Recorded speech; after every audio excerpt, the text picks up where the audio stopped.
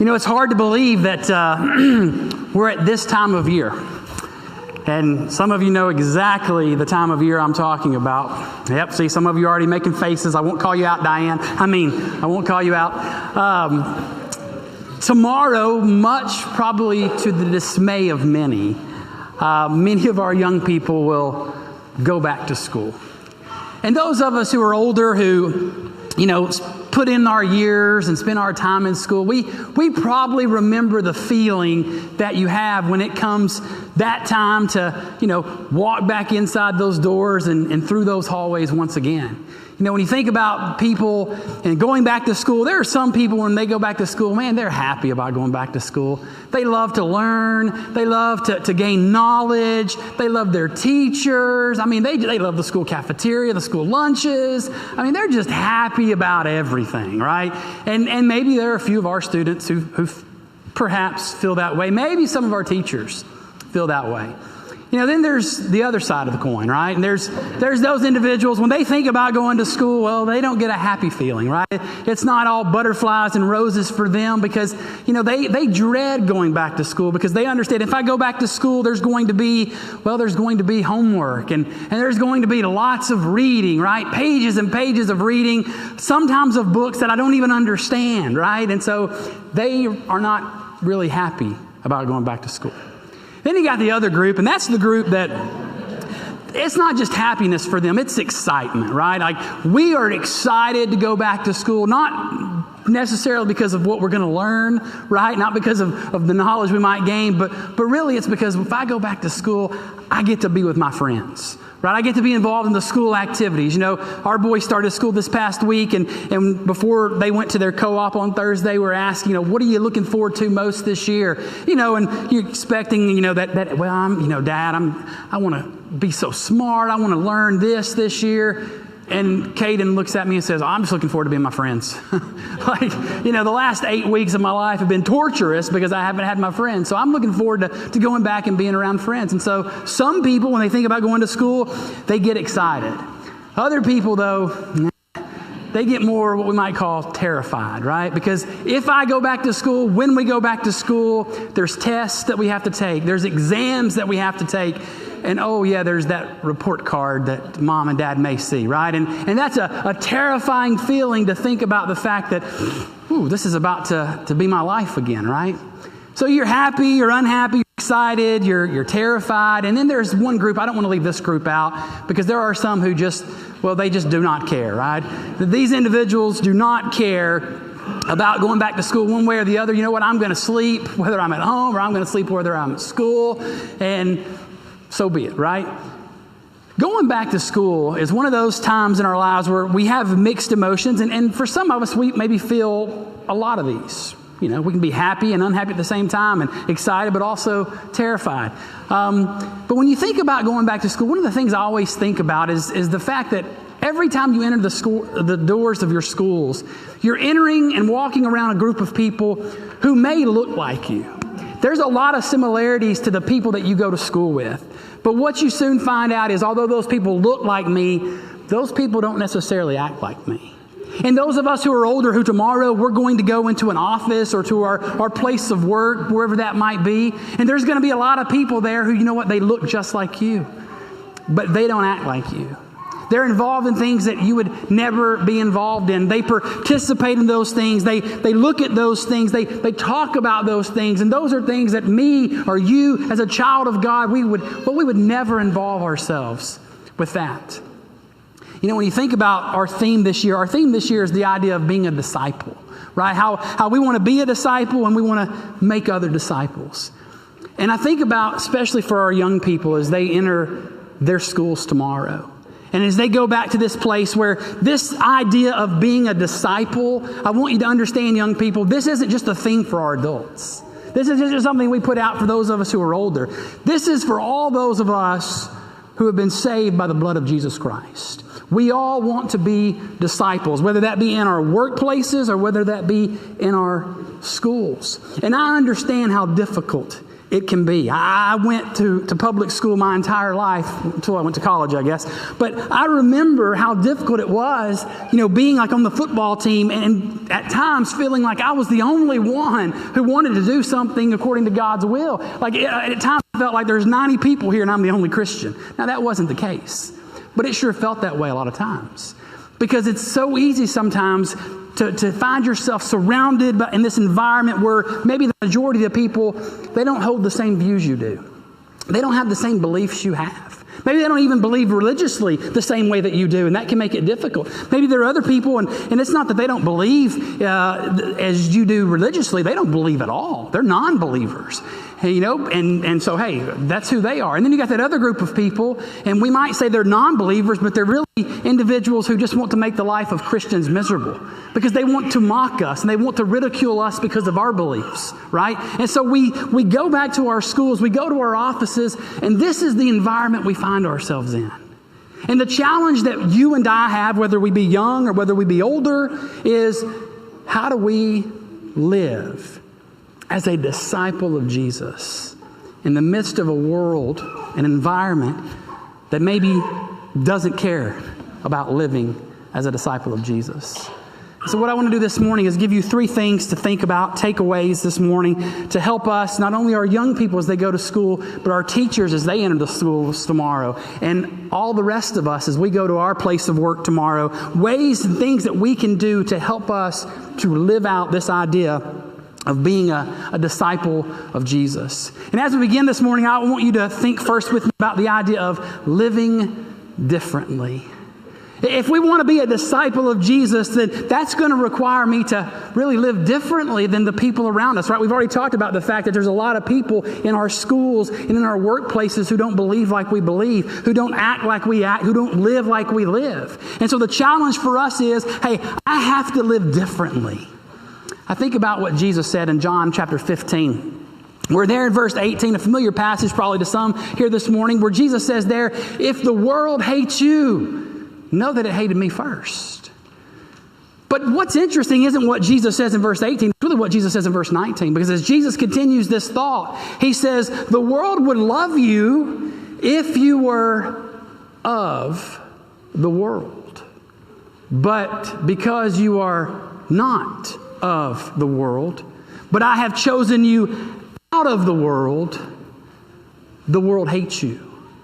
You see what Jesus is saying? The reason that people hate disciples of Jesus is because, you know what? Disciples of Jesus, they're not of this world. Disciples of Jesus don't live like people of this world live. See, if we live like everyone else, if we did what everyone else did, then you know what? They would accept us. But when we live differently, they hate us. In 1 Peter chapter 1, verses 14 through 16, our scripture reading just a few moments ago, Peter has challenged his readers not to fall back into the way they once lived in ignorance. He says, instead, you're to live a holy life. You're to be holy as he who called you is holy in all your, he says, conduct. For it is written, you shall be holy, for I am holy. You think about the word holiness and what that word means. You know, a lot of times we don't oftentimes talk about the word holy, but the word holy just means to be set apart. It's kind of this idea that if I'm going to be holy, I'm going to be a person who lives a life that is set apart, a life that looks a little bit different than the world around me, right? I'm set apart to God. I'm set apart to God's standards, to God's will for my life. That's what it means. The problem and the challenge for us is we don't like to be different. We value conformity. We value looking like, acting like, and talking like the people around us. You say, oh, no, I do not. Most likely you do. Because this is a struggle for all of us. I mean, you think about it. The reason that we do certain things, the reason we say certain things, talk certain ways, act certain ways, really the reason we dress certain ways is because that's how the people around us dress. Let me see if I can help you maybe demonstrate this a little more. Some of you see this picture and boy, it brings up some really bad memories for you because you grew up in a time where people maybe dress like this. And for some of us sitting here, you or we may have dressed like this, right? We wore those track suits around, and back in the days, boom boxes, which, nowadays is obsolete, but, you'd carry your boom boxes around.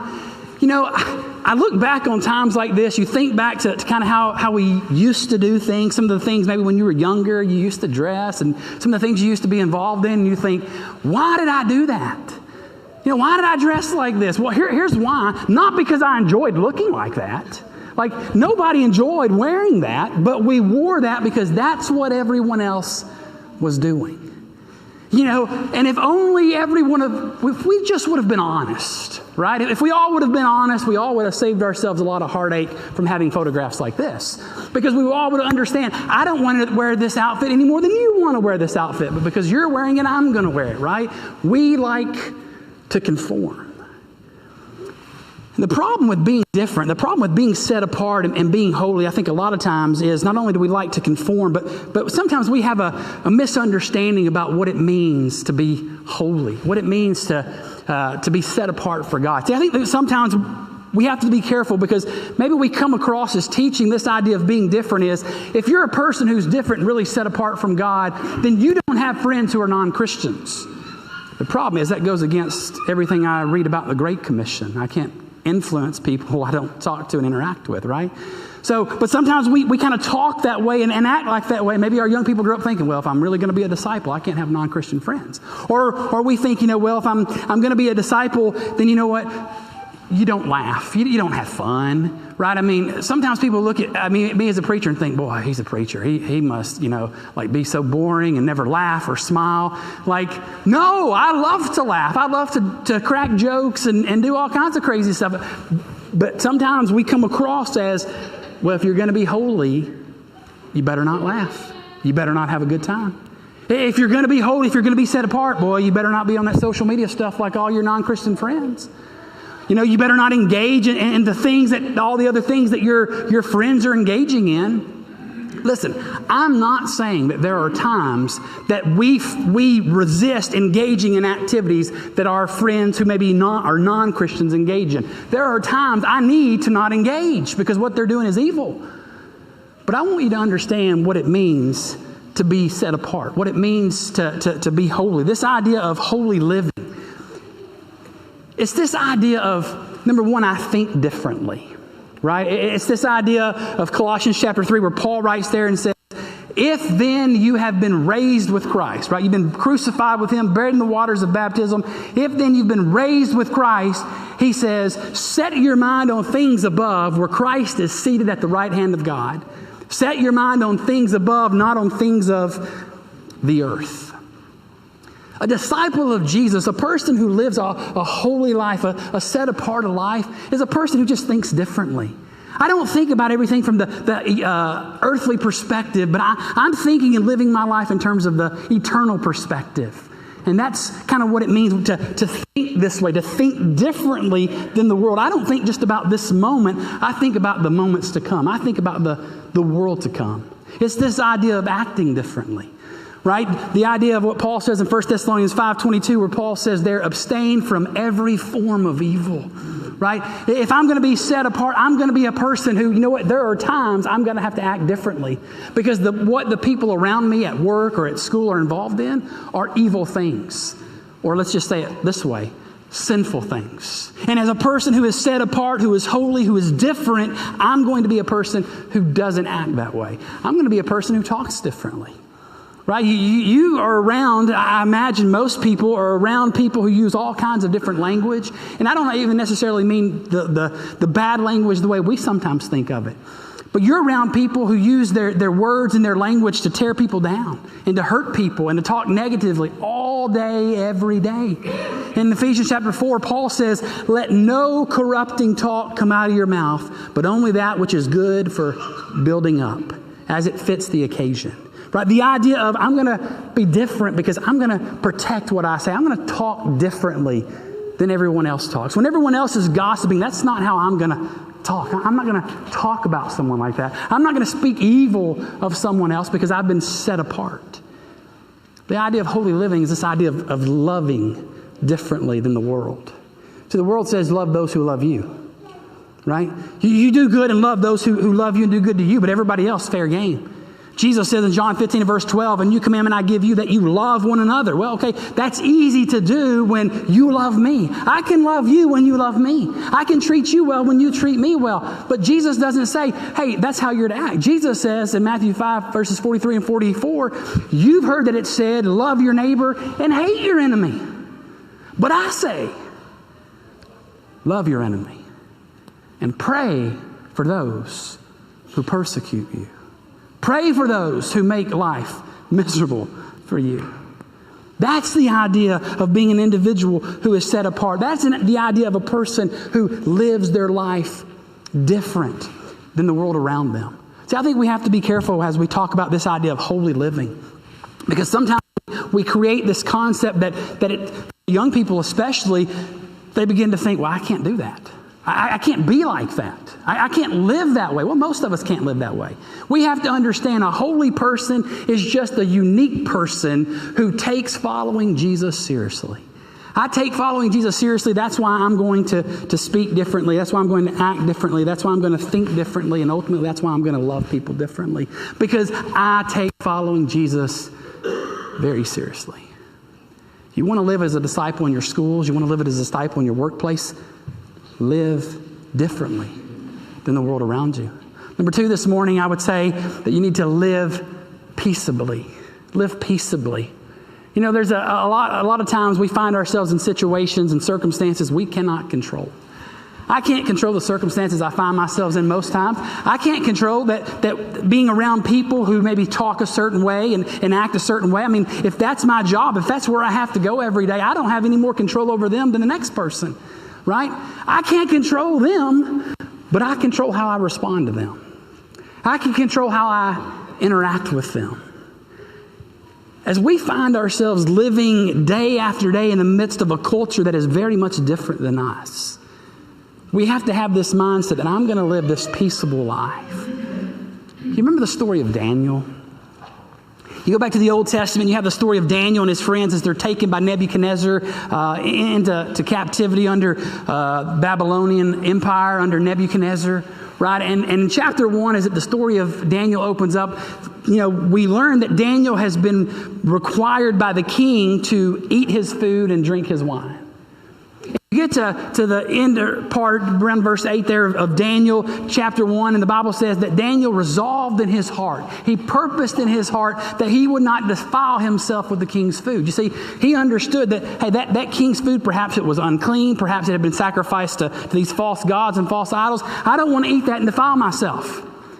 So here's what Daniel could have done.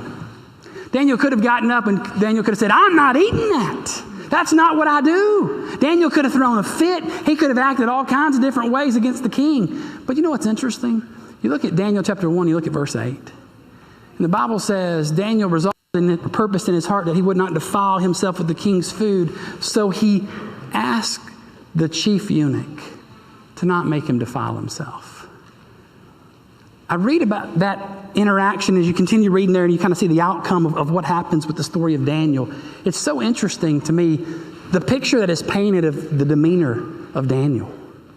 You see, sometimes as Christians, when we find ourselves living in an environment that is so different for us, we think we have to ball up our fist and we have to pound our fist to get our point across.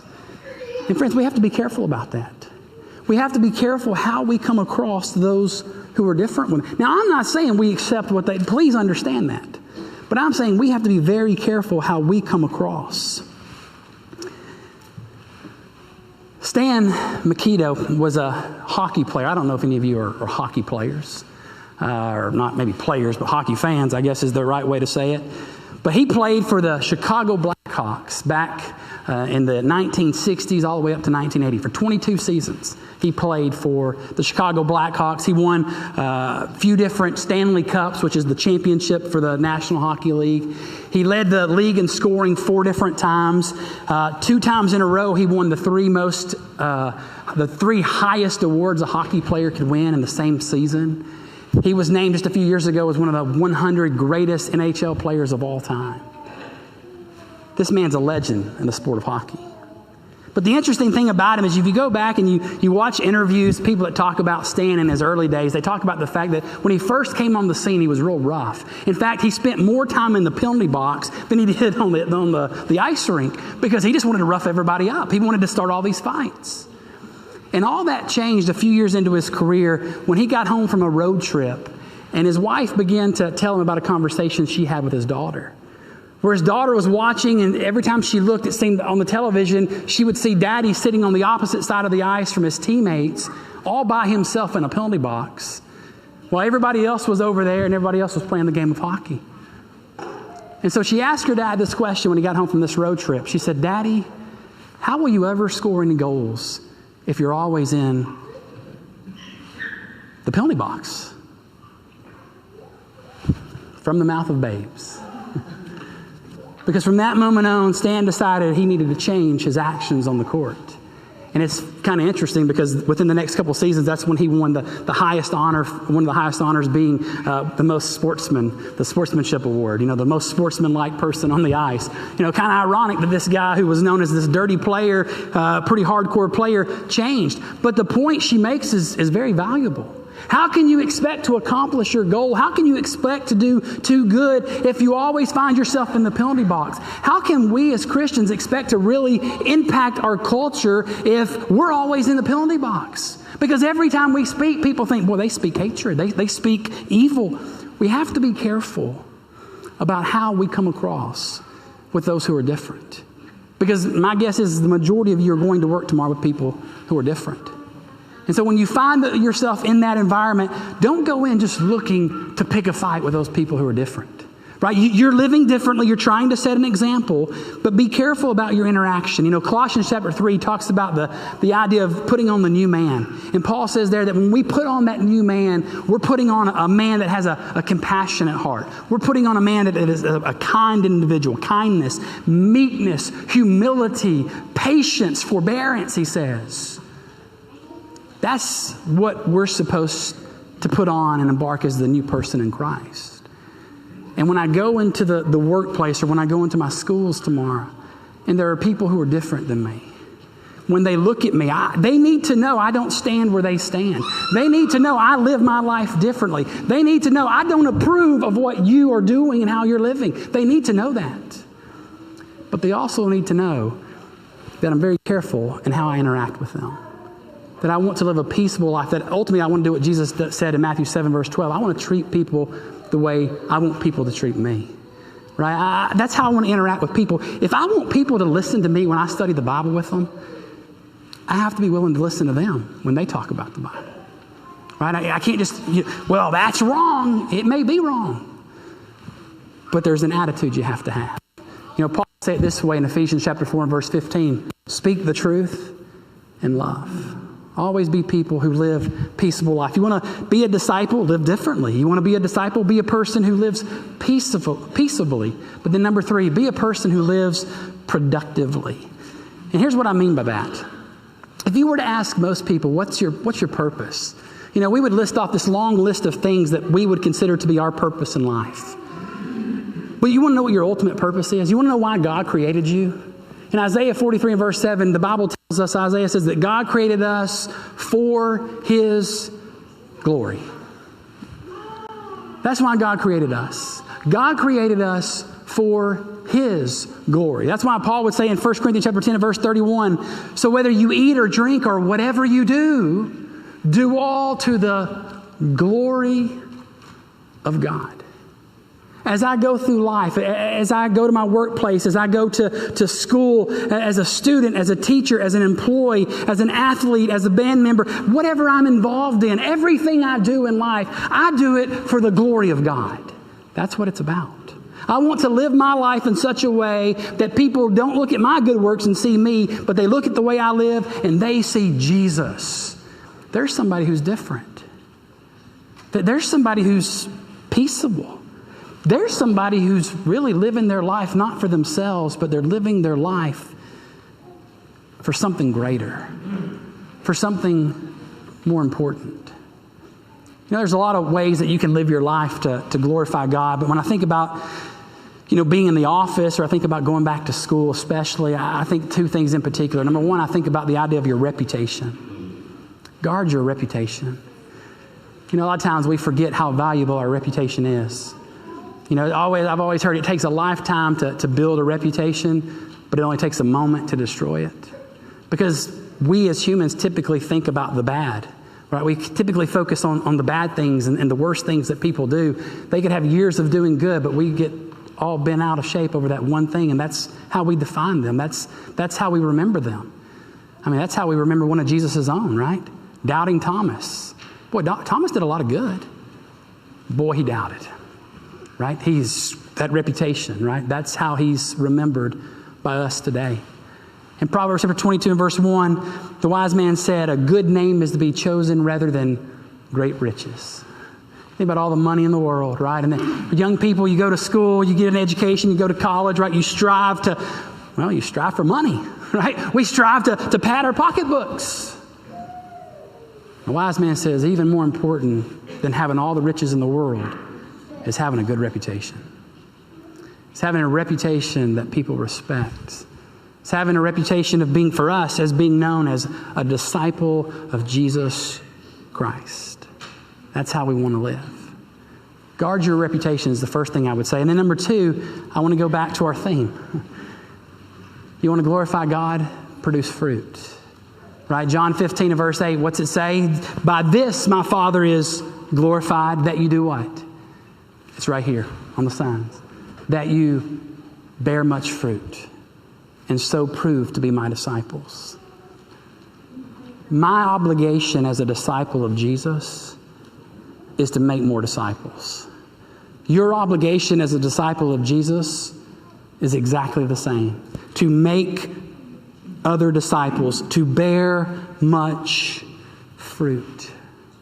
And I don't know if you've ever thought about this, or maybe you've thought about it, but maybe you don't think about it on a daily basis. We just had a group get back from Uganda on a mission trip. Right, and the great work that they did, and we appreciate them going and serving in that capacity, something maybe many of us could not do. And we're thankful for the good work that is done there and other places that we support here at Walter Hill. But I want you to understand, when you leave here today and you go out into the world, wherever you go this afternoon, I want you to know you're a missionary. When you enter your schools tomorrow, young people, you're a missionary. When you go to your workplace tomorrow, you're a missionary.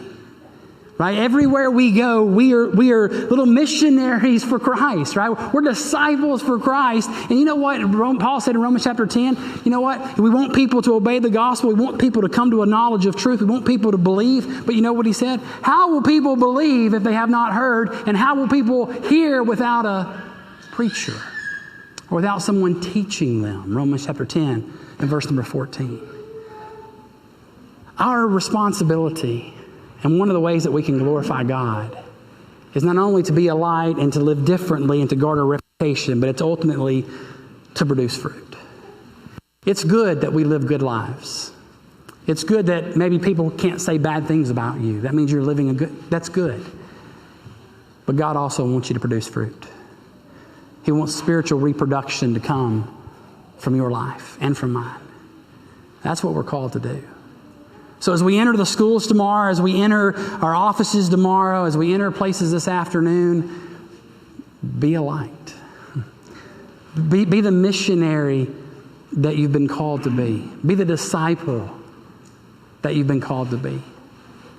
I think about over the course of my life, and you can do this as well, but there's a lot of people in your life who've influenced you. If you were to sit down and make a list of different people, who have influenced you, you could make probably a pretty significant list of people.